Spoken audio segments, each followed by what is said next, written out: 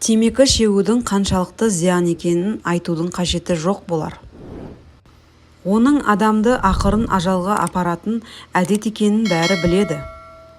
Бір жағынан темекіні тастауда оңай емес. Көк түтінге әуестер темекі шегуді тастағасын семіріп кетемін деп қорқады. Бұл сылтауда да шындық бар. Темекіні тастағасын қалай артық салмақ қоспауға болады? Темекі шегуден бас тарту қиын мәселе.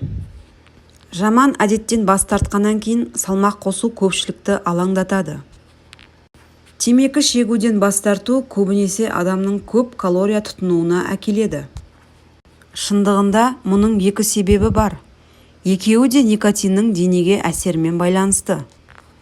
Бір жағынан темекі шегу жоғары метаболизмге байланысты көп калорияларды тұтынады. Басқаша айтқанда, денеге көбірек калория қажет. Темекі шегушілер темекі шекпейтіндерге қарағанда көбірек энергия жұмсайды. Өйткені никотин метаболизм процестерін жылдамдатады. Ағзаға никотин бармау нәтижесінде метаболизм баяулайды және онымен бірге калорияға деген қажеттілік тәулігіне 200-300 килокалорияға артады. Сондықтан темекіні тастағаннан кейін қалыпты тамақтануды жалғастырсаңыз, сіз автоматты түрде салмақ қосасыз. Екінші жағынан, никотин тәбетті басады және нейротрансмиттер дофаминді көбірек шығарады.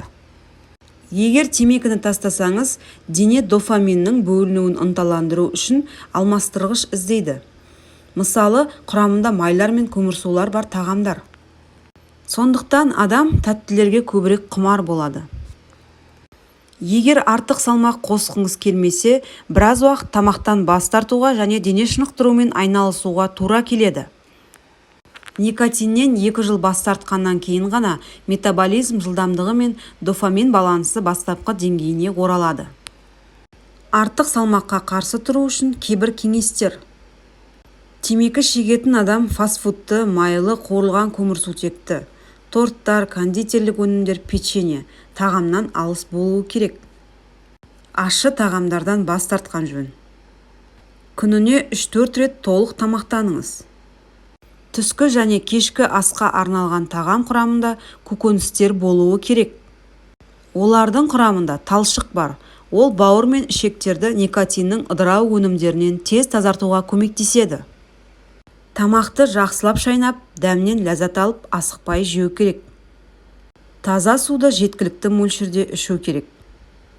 Және де видео соңында, егер темекі шегетін болсаңыз, осы зиянды әдетіңізден тезірек арылуыңызға кеңес беремін.